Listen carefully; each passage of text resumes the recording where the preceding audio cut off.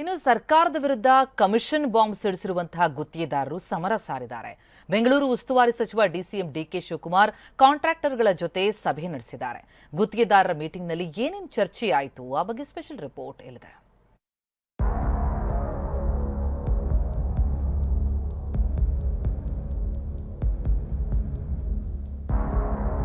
Commission bomb ಸಿಡಿತಾ ಇದೆ. 33,000 ಕೋಟಿ ರೂಪಾಯಿ ಬಿಲ್ ಬಾಕಿ ಇದೆ. ರಾಜ್ಯ ಸರ್ಕಾರದ ವಿರುದ್ಧ ಗುತ್ತಿಗೆದಾರರ ಆಕ್ರೋಶ ಭುಗಿಲೆದ್ದಿದೆ. ಉಗ್ರ ಹೋರಾಟದ ಜೊತೆ ಹೈಕಮಾಂಡ್ಗೆ ದೂರು ನೀಡುವ ಎಚ್ಚರಿಕೆ ಹೊರಬಿದ್ದಿದೆ. ಧಗಧಗಿಸ್ತಾ ಇರುವ ಗುತ್ತಿಗೆದಾರರ ಕಿಚ್ಚನ್ನ ತಣ್ಣಗಾಗಿಸೋದಕ್ಕೆ ಸರ್ಕಾರ ಹರಸಾಹಸವನ್ನೇ ನಡೆಸಿದೆ. ಗುತ್ತಿಗೆದಾರರ ಸಂಘದ ಜೊತೆ ಡಿಸಿಎಂ ಡಿಕೆಶಿ ಮೀಟಿಂಗ್. ಡಿಸೆಂಬರ್ ಒಳಗೆ ಬಾಕಿ ಬಿಲ್ ಕ್ಲಿಯರ್ ಮಾಡುವ ಭರವಸೆ. ಕಮಿಷನ್ ಕೇಳಿದ್ರೆ ದೂರು ದಾಖಲು ಎಂದ ಡಿಸಿಎಂ. ಬೆಂಗಳೂರಿನ ಶಿವಾನಂದ ಸರ್ಕಲ್ನಲ್ಲಿ ಇರುವ ತಮ್ಮ ಸರ್ಕಾರಿ ನಿವಾಸದಲ್ಲಿ ಡಿಸಿಎಂ ಡಿಕೆಶಿ ಕಾಂಟ್ರಾಕ್ಟರ್ಗಳ ಜೊತೆ ಸಭೆ ನಡೆಸಿದ್ರು. ಒಂದೆರಡು ದಿನಗಳ ಒಳಗೆ ಸಿಎಂ ಜೊತೆ ಮಾತನಾಡಿ ಸಭೆ ನಿಗದಿ ಮಾಡೋದಾಗಿ ತಿಳಿಸಿದ್ರು. ಡಿಸೆಂಬರ್ ಒಳಗೆ ಬಾಕಿ ಬಿಲ್ ಕ್ಲಿಯರ್ ಮಾಡಿಸೋದಾಗಿ ಭರವಸೆ ನೀಡಿದ್ರು. ಅಲ್ಲದೆ ಕಮಿಷನ್ ಕೇಳಿದವರ ವಿರುದ್ಧ ಕ್ರಮಕ್ಕೆ ಸೂಚಿಸೋದಾಗಿನೂ ಆಶ್ವಾಸನೆ ನೀಡಿದ್ದಾರೆ. ನಮ್ಮ ಫೈನಾನ್ಷಿಯಲ್ ಕಂಡೀಷನ್ ಆಯ್ತು, ಖಂಡಿತ ಕೆಲಸ ಮಾಡಿರೋದಾಗೆ ಕೊಡ್ಲೇಬೇಕು. ಅದ್ರಲ್ಲಿ ನಾನೇನು ಇಲ್ಲ ಅಂತಲ್ಲ. ಫೈನಾನ್ಷಿಯಲ್ ಬಂದು ಹಣ ರಿಲೀಸ್ ಮಾಡ್ತಾರೆ ಫೈನಾನ್ಸ್ ಅವ್ರು. ನಾವೇನು ಮಾಡೋದು, ಚೀಫ್ ಮಿನಿಸ್ಟರ್ಗೆ ನಾನು ಅವ್ರಿಗೆ ಒಂದು ಅಪಾಯಿಂಟ್ಮೆಂಟ್ ಫಿಕ್ಸ್ ಮಾಡಿಕೊಡ್ತೀನಿ. ಅವ್ರು ಗ್ರೀವಿಸಸ್ ಹೇಳಿ, ಎಲ್ಲಿ ಬೇಕಾದ್ರೂ ಅವರು ಗ್ರೀವಿಸಸ್ ಹೇಳ್ಕೊಳ್ಳಿ. ದುಡ್ಡು ಬೇಕಲ್ಲ.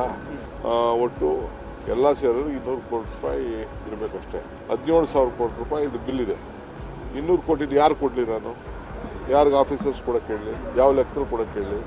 ನಾನು ಎಲ್ಲ ಪಾಪ 25 ಲಕ್ಷ, 50 ಲಕ್ಷ, 1 ಕೋಟಿ ಇಂಥವೆಲ್ಲ ಕೊಡಬೇಕು ಅಂತ. ಒಬ್ಬೊಬ್ಬ ಕಂಟ್ರಾಕ್ಟ್ರಿಗೆ, ದೊಡ್ಡ ದೊಡ್ಡ ಕಂಟ್ರಾಕ್ಟ್ರಿಗೆ 2,000 ಕೋಟಿ ರೂಪಾಯಿ ಕೊಡೋದು ಬಿಲ್ ಉಳ್ಕೊಂಡಿದೆ. ಅವರೆಲ್ಲ ಭಾಳ ಪ್ರೆಷರ್ ಬಿಲ್ಡಪ್ ಮಾಡ್ತಾ ಇದ್ದಾರೆ.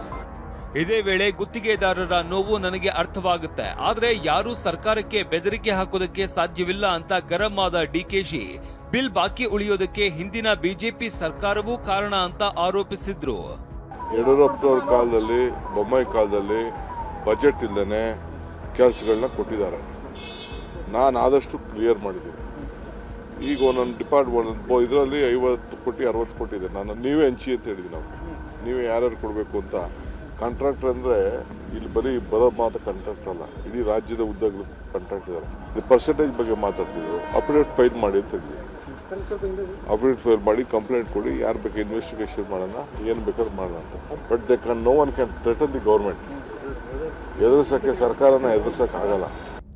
ಸಭೆ ಬಳಿಕ ಮಾತನಾಡಿದ ಗುತ್ತಿಗೆದಾರರ ಸಂಘದ ಅಧ್ಯಕ್ಷ ಮಂಜುನಾಥ್, ಡಿಸೆಂಬರ್ ಒಳಗೆ ಎಲ್ಲ ಬಾಕಿ ಕ್ಲಿಯರ್ ಮಾಡೋದಾಗಿ ಭರವಸೆ ನೀಡಿದ್ದಾರೆ.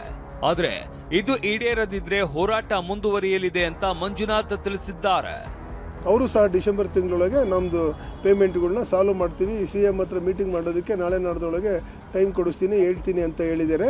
ಆಮೇಲೆ ಮತ್ತೆ ಜೊತೆಗೆ ಪ್ಯಾಕೇಜ್ ಸಿಸ್ಟಮ್ದು ವಿಚಾರ ಚರ್ಚೆ ಆಯಿತು. ಆಯ್ತಾ, ಬೇರೆ ಇಲಾಖೆದು ಆಯಿತು, ನಾನು CMಗೆ ಅದನ್ನು ಕ್ಯಾನ್ಸಲ್ ಮಾಡೋಕ್ಕೆ ಹೇಳ್ತೀನಿ.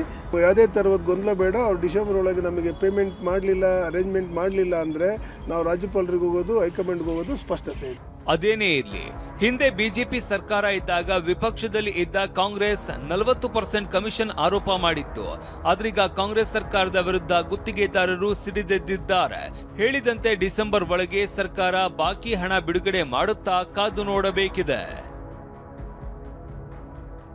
ಈರಣ್ಣ ಬಸವ, TV9 ಬೆಂಗಳೂರು.